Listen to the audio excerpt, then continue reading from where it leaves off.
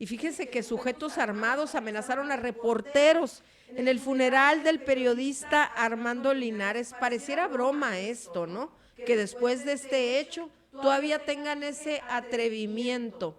Pero bueno, eso sucede por la impunidad, por todo lo que hay en nuestro país. Juan, gracias por estar con nosotros. Un saludo, muchísimas gracias a ustedes. ¿Qué fue lo que ocurrió? Pues bueno, estamos en una situación completamente desbordada en términos de violencia contra la prensa. Ahora con este hecho que se suscita de las amenazas en contra de reporteros. Solamente para aclarar la parte del contexto, o más bien resaltar la parte del contexto, de nuevo, en los asesinatos de Armando, el asesinato de Armando se suma al de Roberto Toledo, los dos del mismo medio, Michoacán, que por cierto hoy anunció que también ya no van a seguir trabajando, se cierra ese medio. Pero y ¿cómo? que a pesar pues bueno, de la situación que ya vivían estos periodistas, pues las autoridades al final no actuaron. Habían denunciado amenazas previo al asesinato de Roberto Toledo. Cuando asesinan a Roberto, Armando es el mismo que da a conocer los hechos a través de un Facebook Live. Y ahora con el asesinato de Armando, pues bueno, ocurre este incidente en el funeral, y creo que pues da cuenta de cómo están las cosas. Al final no hay garantías para las y los periodistas, independientemente de la labor periodística, para que puedan pues vivir con seguridad. Oye, Juan, respecto a ese incidente en el que supuestamente habían sido amenazados los periodistas, en la mañanera de hoy lo negaron las autoridades, ¿verdad? Las autoridades negaron los hechos. Sin embargo, en el artículo 19 estamos documentando, estamos en contacto con la familia de Armando, así como con otros colegas del mismo Armando, de Roberto, que en su momento también documentamos el asesinato. Hasta ahora no podemos dar más detalles, pero sí lo que podemos decir en términos de las respuestas de las autoridades, además de negar estos hechos, sin una investigación previa, por cierto, pues bueno, también se han dedicado a revictimizar a Armando y a varios colegas al señalar que pues bueno, había rechazado las medidas de protección. No solamente Andrés Manuel López Obrador lo dijo el día de ayer, lo volvió a repetir el día de hoy, el subsecretario de Seguridad lo dijo el día de hoy, lo dijo ayer Alejandro Encinas en un evento que tuvimos en la Embajada de Noruega. Lo dijo también Enrique Irazoque, que es el director del mecanismo, en las mesas que se están llevando a cabo en Nayarit con diferentes periodistas para revisar el funcionamiento.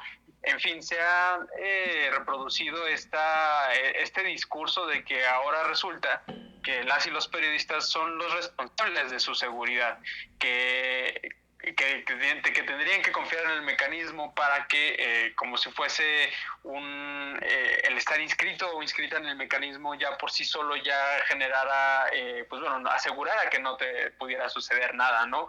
Cuando incluso tenemos que 13 periodistas en los últimos años han sido asesinados y asesinadas con medidas de protección de parte del mecanismo federal y estatales. De hecho, la última periodista fue Lourdes Maldonado en Tijuana, que tenía medidas de protección por parte del mecanismo estatal. En fin, estos discursos todavía lo hacen más cruel, más vil, el hecho de tener que hablar acerca de otro colega asesinado. Sí, y pues bueno, esto de que están diciendo que si no tenía el mecanismo, o que si el mecanismo, yo podría hablar pues no muy positivamente de estos mecanismos, ¿no? De hecho, en estas mesas, que ya hubo una mesa aquí organizada por la Secretaría de Gobernación el 1 y 2 de marzo, tocó aquí a la capital, Hermosillo, Sonora, que vinieran, y de hecho estuvo aquí Eric Salas, el encargado de los mecanismos, y ahí le comentábamos, le decíamos que pues al final de cuentas te están cuidando quienes, por lo que se sabe, por lo que se conoce de los periodistas que han fallecido, la fuente política o la fuente policíaca que cubrían, pues según esto quienes te cuidan, pues te están matando prácticamente, ¿no, Juan? Sí, de acuerdo. La verdad es completamente absurdo, y el día de ayer también Alejandro Encina señalaba que tendría que ser responsabilidad de las fiscalías locales de brindar estas medidas de protección, claramente de investigar los hechos. Eso es muy claro, lo tienen que hacer las fiscalías, pero como mencionas, ¿cómo las y los periodistas que están en riesgo, que han sufrido agresiones, van a confiar en las demás autoridades que les agreden?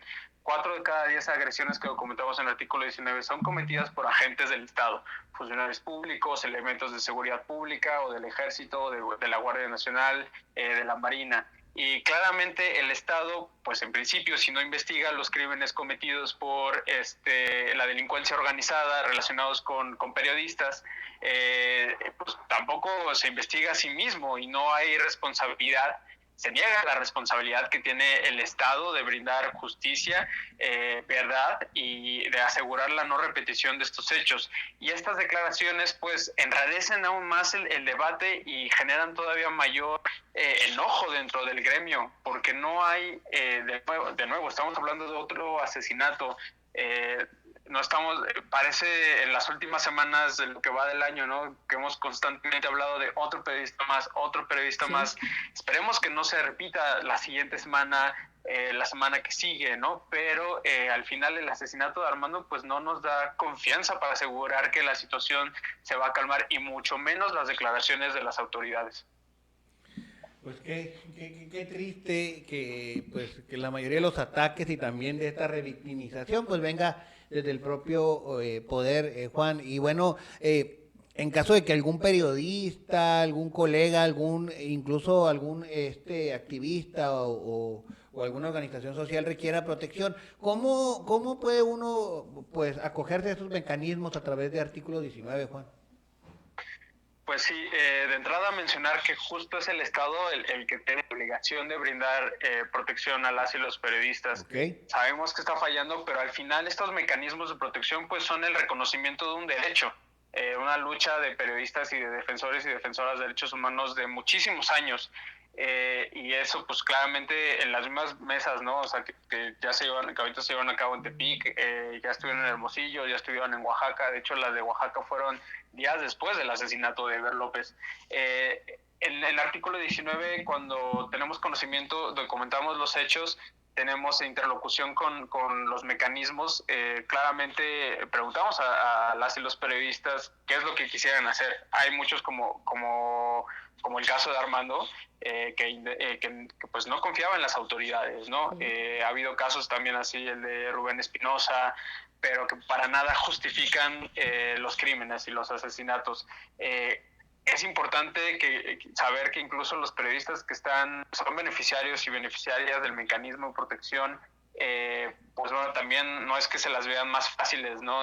También han vivido un abandono por parte del Estado, la atención es deficiente, los análisis de riesgo que generan muchas veces no se entiende bajo qué razón los están realizando, cómo están calculando sus riesgos, e incluso algunas de las medidas pues también colocan la responsabilidad de la seguridad de los mismos periodistas, como los botones de pánico, por ejemplo, sí, ¿no?, que no funcionan, o que bueno, pues es básicamente lo equivalente a hacer una llamada al 911, ¿no? Es lo que exponía Juan, uno de los presentes aquí cuando se llevó a cabo en la ciudad capital esta reunión, y lo mostraba ahí, ¿no? Casi decía que no funcionaba, y además ese acercamiento que van a tener acerca de tu vida, ay, también así como que uno la piensa, ¿no? Se van a enterar de tanto que pues a lo mejor luego puede ser usado, no sé de qué manera, van a entrar a la intimidad de tu hogar prácticamente, ¿no? Claro, por supuesto, porque es una de las paradojas más grandes respecto a la protección por parte del Estado. Queremos que el Estado brinde protección, por supuesto, es su trabajo, lo tienen que hacer, pero también es importante que escuchen a las y los colegas cuando mencionan por qué no hay confianza en el mismo Estado, ¿no? Cuando los mismos actores pueden estar en las fiscalías y las propias fiscalías son las que brindan las medidas de protección. Claro que no, que esos periodistas no quieren que tengan la información de en dónde están en ese momento, e incluso se sabe, ¿no? Y es desafortunadamente la realidad, la colusión que existe entre el crimen organizado y los elementos de seguridad pública.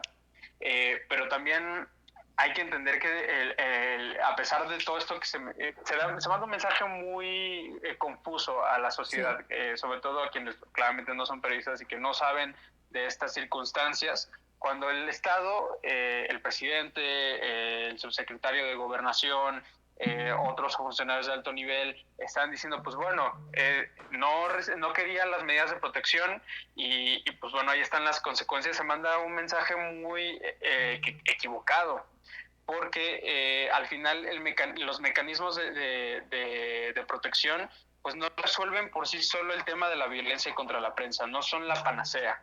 Y muchas de las medidas, ahora ya que cumple 10 años este mecanismo de protección, el federal, pues bueno, llegan ya cuando las agresiones se cometieron, sí. Y no hay un enfoque preventivo de estas agresiones. Sabemos que se pueden prevenir, sí se investigan los casos, sí se da con los culpables, no solamente los autores materiales, quienes jalan el gatillo, pero también los intelectuales. Y también abonaría muchísimo que la estigmatización que se ejerce desde el gobierno, pues bueno, no se detuviera, también para mandar una consigna muy clara de cómo es que las y los periodistas, su trabajo es necesario para la sociedad, a pesar de lo incómodo que puede ser para los poderes. Desafortunadamente estamos en un punto que parece ser de no retorno, esperemos que no sea así, pero el panorama pues para nada es alentador. De todas maneras, seguimos en la misma exigencia, tanto el gremio periodístico como las organizaciones de la sociedad civil, y en ese sentido pues señalar la importancia del tema y de cómo es que el Estado ha negado constantemente su responsabilidad en el problema. Pues como siempre agradecidos con Artículo 19, gracias a Juan Vázquez por la claridad de los conceptos oficial de comunicación, de ahí de Artículo 19. Excelente tarde. Muchas gracias, Cintia, muchas gracias, Daniel.